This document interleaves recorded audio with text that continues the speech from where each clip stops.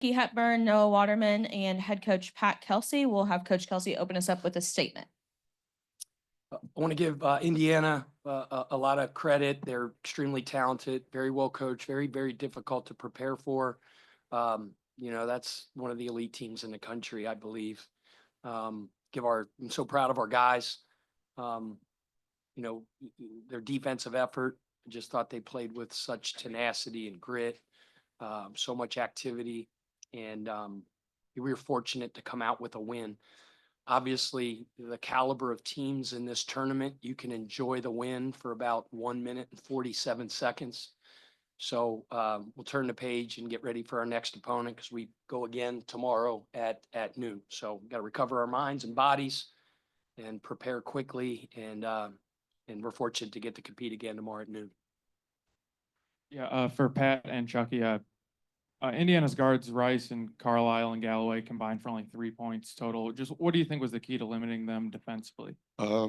Both really good guards. I have the most respect for Miles' game. I told him that myself. I think he's a really good point guard. I think he's going to do really good things in the Big Ten. But it's time for me to put my name up there too. I'm one of the best point guards in the country as well, and I'm going to start playing like it every game and taking an approach every practice. Pat, you kind of like to go with a smaller lineup start prior. What was kind of your method in thinking, playing small, playing on the outside, and kind of exposing a different matchup? Yeah, you're making me sound way smarter than I am. I love James Scott like I love to breathe, and he's one of the most accountable players I've ever coached.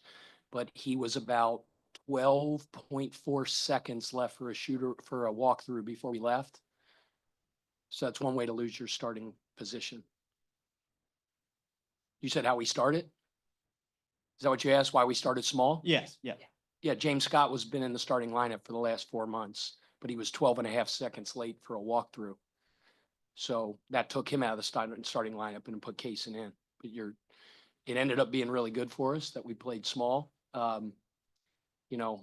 It's just how we are. I'm not all that concerned with who starts and who doesn't start. That's earned every stinking day in practice. And I love James Scott, so I didn't mean to put him on blast in front of millions of people because there's not a harder working, more conscientious guy in the country, but culture eats strategy for lunch, and the standard is the gosh darn Pittsburgh Steelers say, and I don't like the Steelers, but 12.5 seconds late is the same thing as being an hour late. Yeah, Coach. Wanted to get your thoughts. You guys, I think, had 10 threes with, I think it was around 7 or 8 minutes to go. And when you built the, I believe it's 38-point lead, what were the things that you looked at and said, okay, these are things that are going to get us threes against Indiana? And yeah, I know you guys shoot them anyway. I was just curious, kind of like what you saw in this particular game. Well, I mentioned at the beginning, they're very good, very talented, and they have a very good scheme. We first and foremost, our system from an offensive standpoint is predicated on stringing stops together so that we can get out and play in transition. And that's when we're most comfortable and when we're at our best. And we are guarding and getting stops, which is allow us to get out and play in transition. And defensively, defenses are the most chaotic in that first 6 or 7 seconds in the shot clock because it's a little bit of chaos. So we were able to, Chucky's as good of a paint toucher, facilitator, point guard as there is in the country. And he was kind of the table setter that was generating open threes by getting in the paint off pick and rolls and off penetration and spraying that thing around and got our guys going. They got some good looks early, saw it go in. That's what's great. What's awesome about Noah, Noah hasn't shot it to kind of his standard or what his bubblegum card has said to this point, but like that cat just stays in the gym. He doesn't blink an eye when he misses. I smile when he misses because I want the next one to go up. And he saw one go in, he saw another go in, and then that ball starts looking like the ocean. So, I just think, our pace, spacing them out, trying to play, touch the paint, and then spray for open shots. Tyler Graver on Zoom. Yeah, hey, Pat, in terms of the style matchup for this game, it looked like you guys wanted to push the pace even more than you usually do against a team like Indiana. Did you see an advantage there with how much they rely on their bigs and how quickly you guys can play when you're on? Yeah, I mean, they are big and they are physical and they are strong. Like, good Lord, like You walk next to a couple of those kids and they are big, strong, physical guys, and they're athletic and they're skilled.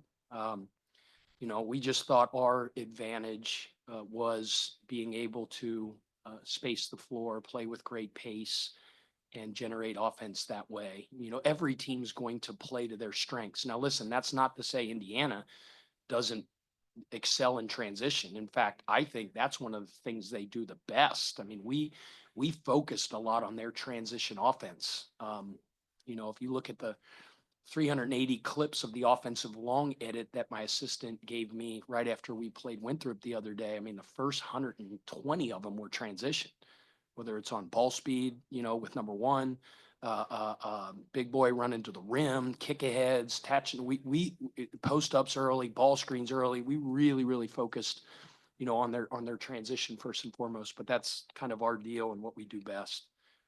By the way, Noah's here too, and he played his butt off. Corey Bozemer on Zoom. Hello, Coach. Can you hear me? Yeah. Yes. Okay, cool. All right. Two-part question. First part's for Noah. Noah,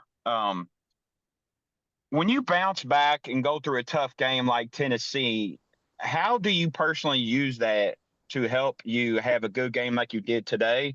And then Coach Pat, how important is it in building a culture for coaches to be coachable? Yeah. So playing Tennessee, they kind of punched us in the mouth. They were the more physical team, 100%. So we kind of told ourselves that we weren't going to let that happen anymore. And I think it kind of showed today. We came out there and we started hitting them first. And most of the time, the most physical team wins. Indiana's a really good team, but we just had to hit them and get some rebounds and play at our pace. So I think the Tennessee loss really showed us things that we had to improve on. And then throughout the week, we had a long little bye, and we really just focused on those things, and it kind of showed today. So You're at the same question. Is that what you asked? Well, I asked, in building a culture, how important is it for a coach to be coachable himself? I mean, heck yeah. I mean, I sure as heck am the first one to sit up here and say I don't have all the answers, you know? Yeah. So heck yeah. That's why I have a phenomenal staff. You know, I've said it from my press conference on, and every time anybody asks me about it, I think I have the best basketball staff in the country. They are loyal. They work their butts off. They are diligent in what they do. They love our players. They pour into them every day, and they hold me accountable, right? You don't want everybody in your room to be yes men and tell you what you want to hear. Those guys will go at my teeth too. So yes, I'm coachable. Now I'm emotional too. I'm a little bit passionate. So sometimes those rooms get a little heated when we walk out. We love each other, arms around each other, and we're one unified voice. Brooks Holton on Zoom. Hey, Pat, you kind of spoke about, just how quick of a turnaround this is for your team. I'm wondering if you can take us through the process, of what these next few hours will look like in terms of scouting your next opponent in that game going on right now. This one's over. We always say enjoy the wins because wins are hard to get. Usually it's like, hey, enjoy it tonight. Wake up tomorrow. It's over. We had to turn the page to the next game the moment we walked out of that locker room because we're going to play a big-time heavy-hitting team tomorrow at noon. So with these guys, it's about getting off their feet. It's about recovering. They got to get out of this press conference so they can go get off their feet, get some sleep, hydrate, eat. Coaches will be pouring over tape. Obviously, we don't know who our opponent is yet. That game's starting. So I'll go in and watch the rest of that one so I can put my eyeballs on both of the teams. And then we'll prepare the rest of the day. We'll get back together with the team later on tonight. Try to be short and sweet with our prep, focus on our principles. We'll get together in the morning again to go through special situations, baseline out of bounds. And it's just the normal process of getting ready for a game. The most important game in the history of our program is the next one we play. And our guys will have that mentality for the next 24 hours. Tyler, do you have another question on Zoom? Yeah, one for Noah, actually. Noah, obviously, between you, James, some of the other bigs, you guys had a big task in guarding Malik and Ballo. Just what did you think was key in trying to get them uncomfortable as much as you could without fouling? There's a couple of those here and there, but you guys mainly held them down. Yeah. I mean, I think it's our whole team. We had really good bottoms. So when they try to throw it over, we'd be able to go get the ball. And we're really conscientious of Valo and a couple of the bigs because they're really good players. So like I said before, we just had to be more physical. And really on the blackout, we were just hitting our man and everybody crashed. And you could see on the stat sheets, a lot of the guards got a lot of the rebounds because we were just focusing on hitting them. So it's five of our guys versus them. So not just one of us. Brooks again on the Zoom. Yeah, this question's for Chucky. You talked yesterday about just kind of having like like a little bit of extra I guess juice for this game since you lost to Indiana last year and the last time you played at Wisconsin. I'm just wondering, when you come out and set the table like you did with that steal and that layup on the first possession, could you kind of talk about your mindset heading into this game and just how good it felt maybe to get that tone setter really quickly? Yeah, really just can't be this mindset just against this one team. It's got to be mindset every game. That's the way I got to play every time I step on the floor. Just getting that first defense stop, getting a kill, which is 3 shots in a row to start the game. And, that's what we're going to have to do if we want to be these good teams. And we're going to have to be the more physical teams every time we play a team. All right. Thank you all.